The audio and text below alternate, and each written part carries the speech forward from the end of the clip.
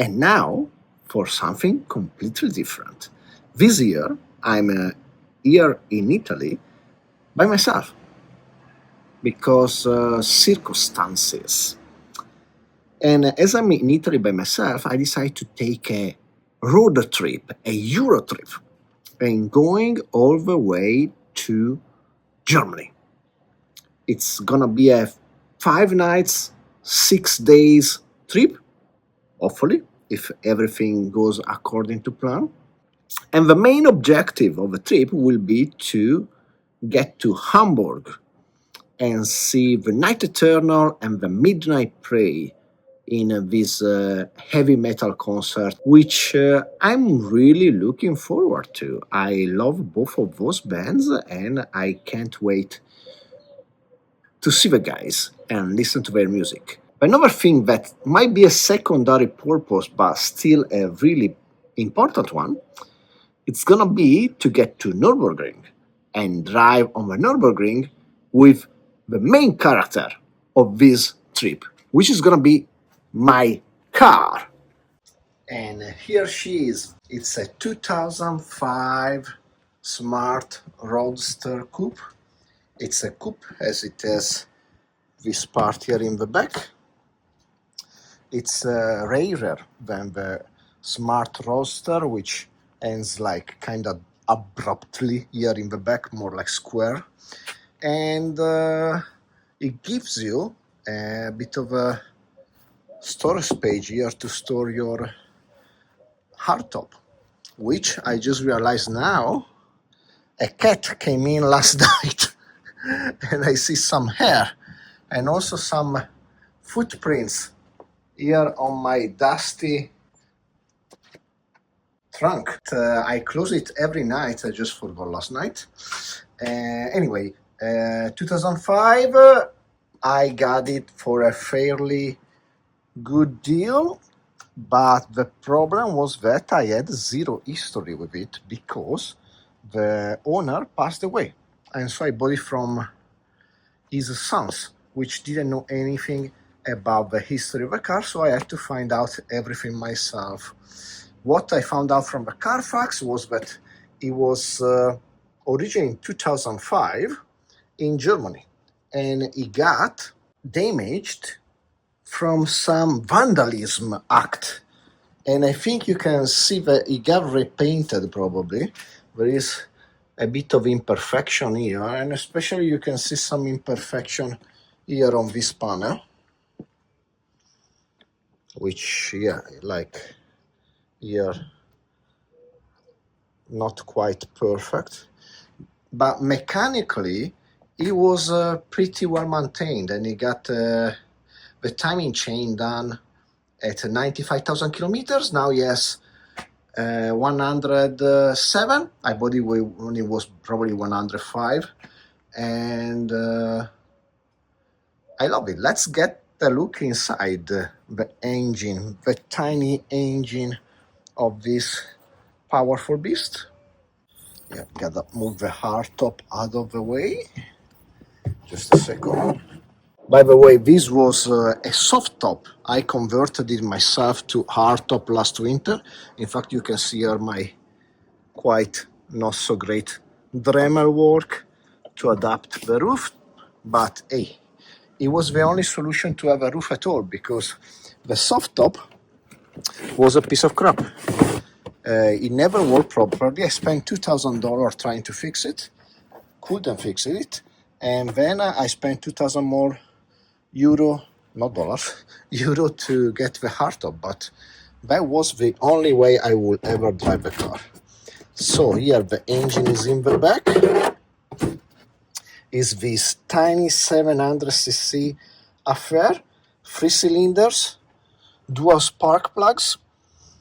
I just changed the air filter and that improved the performance a lot. Here is the intercooler.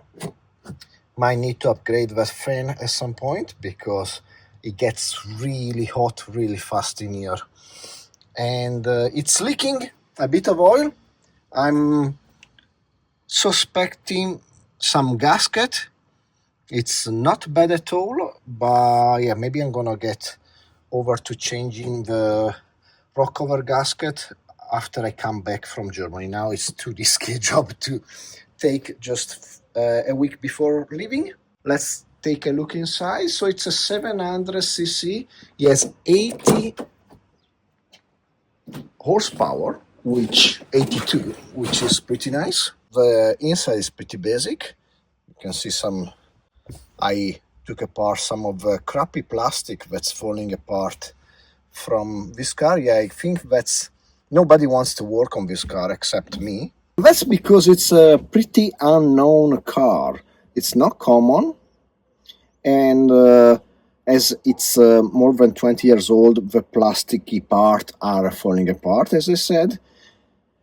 The insides of the engine are pretty cramped, and it's just peculiar. So modern mechanics, they don't have a clue what to do with it. So I have to do everything myself. The upper side of this car is that it's really low to the ground, has large wheels, large tires, so he has a pretty tight grip on the road, which is pretty nice. That's one of the best things of this car.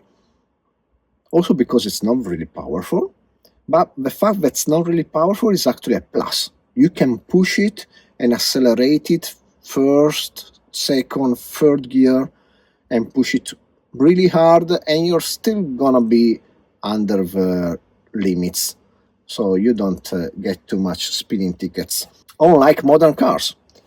Also, this car, a plus, is really light. It's like 800 kilo. It feels more like a cart, and so it's a lot of fun. The only downside is the gear shift. It's a manual transmission, but handled by electronic component, and it used to be pretty slow, but we made some upgrades. First of all, I changed the fluid of the transmission, which improved a lot everything. And second of all, I applied the upgrade from Tom's garage. Tom's a guy in Australia, and we did an upgrade through the internet. He entered a PC I bought on purpose for this task. My old PC was attached to the car. From Australia, he applied his new tricks to the ECU, and now I'm going to show you my first drive after I applied Tom's Garage upgrade.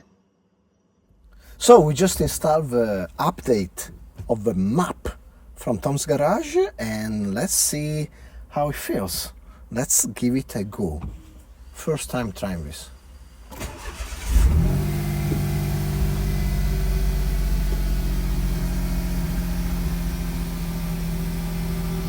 Up to a good start. The car works. Safety first. And let's give it a spin.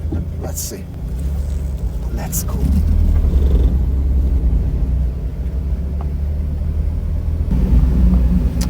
Just a second, I have to get on some kind of road where I can push it a little bit.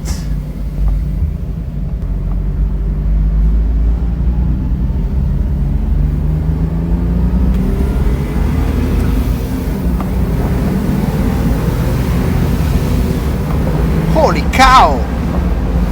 Gear shifts up were already good, but now they are more abrupt. They have a bit more kick to them, and it just feels like he has more power. First impression. Now let's try to give it some more gas.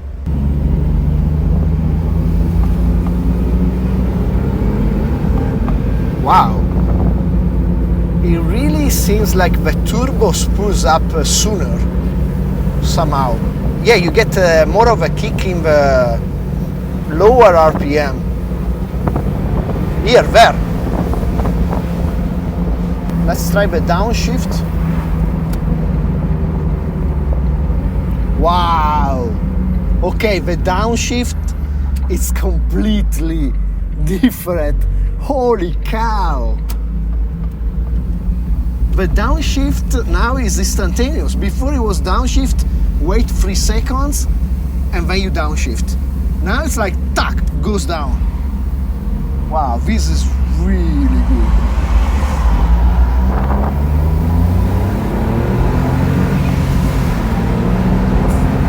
Yeah?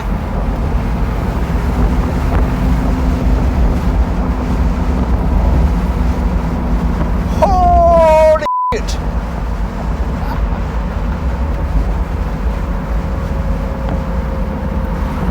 This is awesome!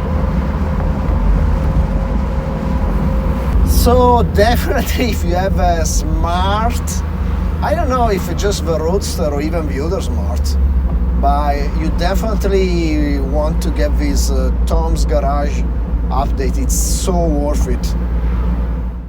So I hope you enjoyed the drive with me. I really did enjoy it. I love the car since I got this upgrade from Tom's Garage. And before leaving you, I'm gonna give you a quick rundown of what's gonna happen in the upcoming episode detailing my trip through Germany alone. So here's the plan. On the first day, we start from my hometown of Orzinove here in northern Italy. We pass through Como into Canton Ticino, which is the Switzerland part that's actually on this side of the Alps. And through there, we get into Switzerland and we drive all the way through Switzerland to Mulhouse. In Mulhouse, there is the Musée National de l'Automobile, which is a really big museum. They have a ton of Bugatti, and that's gonna be the plan for the first day. Then we sleep nearby in France. On the second day, we leave, and after passing near Strasbourg and stopping for a brief moment in Saarbrücken, we get near Nürburgring. I'm gonna stay in a B&B there, which is gonna be in the town of Kalber-Kuttelbach. We drive on the Nürburgring in the late afternoon. I think on that day it opens like around 5:30. So I'm gonna line up, check out all the cars, try not to crash, and get at least one lap around the Nürburgring. On the third day, we just drive all the way to Hamburg. That's gonna be pretty much it. At night, we see the concert. Midnight Prey, which is a band I love, and The Night Eternal, which is another band I really love, and they're gonna present their new album. Hopefully a good one, like the rest of their production. On the fourth day, we wake up in Hamburg, and maybe we check out something in Hamburg. Then we have a relatively short trip to our next stop, which is gonna be in a medieval town of Stolberg. Quiet town, there's gonna be a spa in the hotel, just gonna be relaxing day after the big concert the night before. On the fifth day, we leave from Stolberg and we get all the way to Stuttgart. It's a long trip. In Stuttgart, we are gonna check out both the Porsche Museum and maybe also the Mercedes Museum between the fifth day and the sixth day. Yeah, the sixth day I wake up, maybe I check out one of the two museums, and then I drive all the way back to my hometown. At least that's the plan. And we really have to cross our fingers that our car is gonna make it, but hey, let's try it. It's gonna be the Eurotrip, the adventure of the summer. I don't think I ever took a trip alone in forever, maybe ever. I always been with somebody. It's gonna be quite the adventure.